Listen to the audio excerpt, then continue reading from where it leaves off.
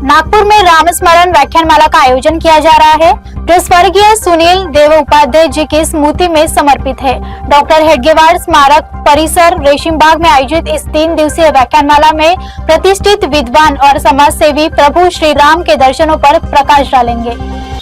रामस्मरण व्याख्यानमाला की संकल्पना वैसे 4 साल पुरानी है। हम लोग रोज़ शाखा में जाते हैं, तो 4 साल पहले ऐसी शाखा छूटने के बाद एक ही जगह बैठे थे। मैंने मेरे दोस्तों से कहा कि भाई कुछ ना कुछ तो होना चाहिए, कुछ ना कुछ तो होना चाहिए। बैठे रहते हैं हम लोग भी आते हैं, तो उनके लिए कुछ ना प्रबोधन का कार्यक्रम करना ज़रूरी है। तो क्या करेंगे? तो मन में ये संकल्पना चमक गई कि भाई रामस्मरण व्याख्यानमाला करेंगे। प्रभु रामचंद्र जी की जो नवरात्रि होती है, उस नवरात्रि में कम से कम 3 दिन 3 व्याख्यान चलेंगे, ऐसा कोई प्रोग्राम बनाएंगे। तो सब लोगों ने मान्यता दी। अब हम जो बड़े लोग हैं, जिनकी उम्र हो गई है, वो तो बैठे बिठाए काम करते हैं। बाकी जितने भी हमारे स्वयंसेवक हैं वो काम से लग गए। और पहली व्याख्यानमाला 4 साल पहले हुई। 3 दिन हमने चुने, प्रभु रामचंद्र जी की नवमी के पहले 3 दिन। अब वो 3 साल ये चला, लेकिन इस साल ज़रा गड़बड़ ये हुई कि रामनवमी के बहुत पहले ही हमको ये प्रोग्राम लेना पड़ा। अच्छे व्याख्याता आज तक आ गए।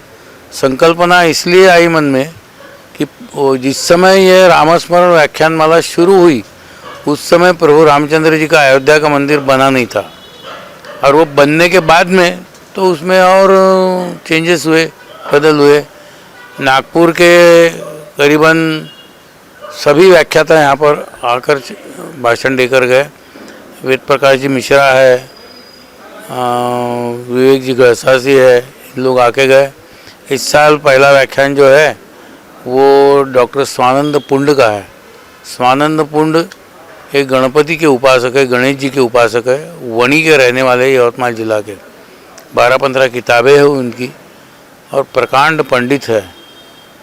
तो उनसे हमने कहा कि भाई इस साल आप व्याख्यान दोगे, तो उन्होंने हाँ भर दी। और उनका विषय है राष्ट्र पुरुष राम, जो कि 1 अप्रैल को पहला व्याख्यान है। दूसरे दिन यानी 2 अप्रैल को जो व्याख्याता है वो है डॉक्टर शरद निम्बाळकर। डॉक्टर शरद निम्बाळकर ये संत तुकाराम जी के और वारकरी समुदाय के जो अभंग वगैरह होते हैं उसके अभ्यासक है, और खुद वो स्वतः भजन गायक है। उनका काफ़ी गाढ़ा अभ्यास है। रामायण, छत्रपति शिवाजी महाराज का इतिहास। तो रामायण के प्रशासक रामचंद्र, इस विषय पर उनका भाषण 2 तारीख को है। 3 तारीख को विवेक कौठेकर अपने व्याख्याता है। संस्कार भारती के विदर्भ प्रांत के महामंत्री है, बहुत बड़े कार्यकर्ता है, लेखक है, स्तंभ लेखक है, कॉलमिस्ट है। तरुण भारत में उनके अनेक लेख आते हैं। ऐसे 3 लोग हैं, और तीनों दिन जिनकी अध्यक्षता में ये सब होने वाला है वो भी बड़े लोग हैं। भैया जी जोशी, जो कि राष्ट्रीय स्वयंसेवक संघ के सरकार्यवाह थे, वो आजकल सरकार्यवाह नहीं है, लेकिन वो डॉक्टर हेडगेवार स्मारक समिति के अध्यक्ष है। पहले दिन के कार्यक्रम की अध्यक्षता भैया जी जोशी करने वाले हैं। इस साल पहले ये व्याख्यानमाला जो जिन 3 संस्थाओं की ओर से होती थी, कला संगम, केशवनगर सांस्कृतिक सभा और दत्त मंदिर, लेकिन दत्त मंदिर ने अपना सहभाग हटा लिया 2 साल पहले। तो अभी इस साल से डॉक्टर हेडगेवार स्मारक समिति, कला संगम और केशवनगर सांस्कृतिक संस्था, इन तीनों का यह आयोजन है। केशवनगर सांस्कृतिक सभा ये रेशिमबाग की बहुत पुरानी संस्था है, जिनकी स्कूल है, कॉलेज है।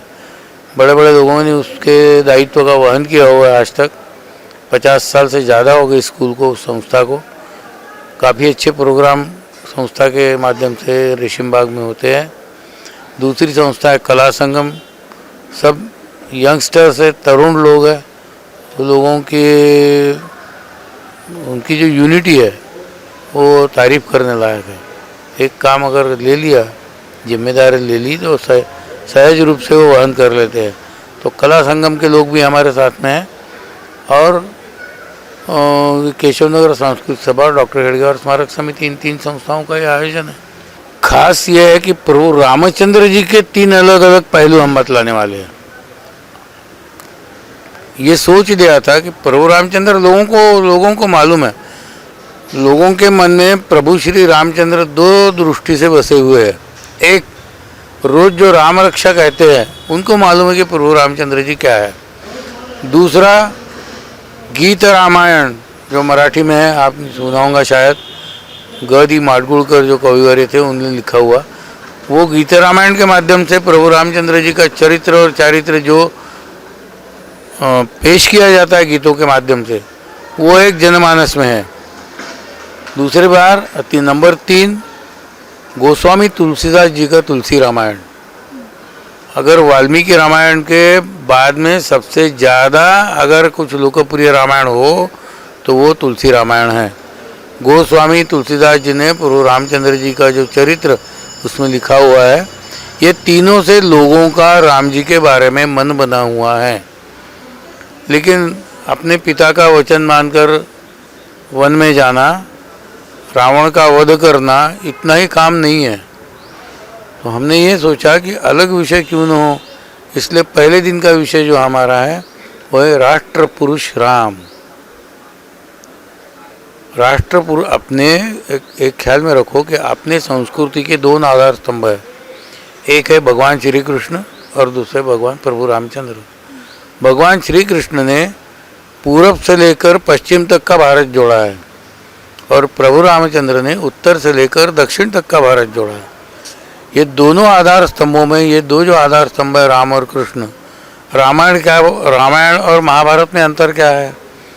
हम लोगों ने जीवन यापन करते समय क्या करना चाहिए ये रामायण बतलाता है, और जीवन यापन करते समय क्या नहीं करना चाहिए ये महाभारत बतलाता है। करना और ना करना, इसमें का जो फर्क है वो समझ लेना चाहिए। दूसरी बात यह है, मैं कह रहा था कि पहला विषय हमारा है राष्ट्र पुरुष राम। अपने राष्ट्र का वो आदर्श कैसा बनता है, कैसा होता है। हम राम राज्य किस लिए चाहते, किसी से भी पूछो कौन सा राज्य चाहिए, लोग कहते हैं हमें राम राज्य चाहिए। तो राम राज्य का प्रशासन कैसा रहेगा, कैसा होना चाहिए, ये पहले व्याख्यान में है। सेकंड, दूसरा विषय हमने जो लिया है वो है प्रशासक राम, एडमिनिस्ट्रेशन प्रभु रामचंद्र का। उनका राजा करके नाम चुना गया था ना, तो प्रभु रामचंद्र जी का एडमिनिस्ट्रेशन कैसा था उसका एक ही उदाहरण आपको मालूम है कि धोबी ने कहा कि भाई ये ऐसा है वो है, तो लोगों का रंजन ये सबसे पहला काम राजा का। भगवती सीता जी का त्याग केवल वो धोबी के बोलने पर किया हुआ है। मतलब प्रजा को कितना सम्मान देते थे प्रभु रामचंद्र, और उनका प्रशासन कैसा था ये दूसरे इसमें होगा। और तीसरा व्याख्यान का विषय है नित्य नूतन राम। प्रभु रामचंद्र जी की कथा है, उसके बारे में ऐसा कहा जाता है कि भाई जब तक के दरिया है, जब तक के समंदर है, पहाड़ है, चांद सूरज है, तब तक प्रभु रामचंद्र जी की कथा चलती रहेगी। यावत चंद्र दिवाकरो, मतलब जब तक चांद और सूरज है तब तक प्रभु रामचंद्र का रामायण नष्ट नहीं होगा, बढ़ते रहेगा, सब लोगों के पास जाएगा और एक आदर्श प्रस्थापित करेगा। इसलिए आज देखो द्वापार युग कितनी पुरानी बात है, 7-8 हज़ार साल पहले रामायण हुआ, ऐसा कहते लोग। 7-8 हज़ार साल से आज मेरी जो जनरेशन है, मेरे बाद की मेरे बच्चों की जनरेशन, मेरे नाते पोतों की जनरेशन, उनमें भी रामायण फिल्टर होके चले गया है। तो राम कथाएं चलती रहेंगी। और जैसे जैसे हम रामायण पढ़ते, वाल्मीकि जी का रामायण बोलो, कंब का बोलो, खास करते वो रामायण पढ़ते हैं लोग, एक वाल्मीकि रामायण और दूसरा रामायण जो है तुलसीदास जी का तुलसी रामायण, रामचरितमानस। तो जैसा जैसा उसको पढ़ो, देखो क्या होता है, जितना ज़्यादा उसको पढ़ो और नए नए अर्थ उसमें से आते हैं। मैं उदाहरण के तौर पर बतलाता हूँ आपको एक चीज़।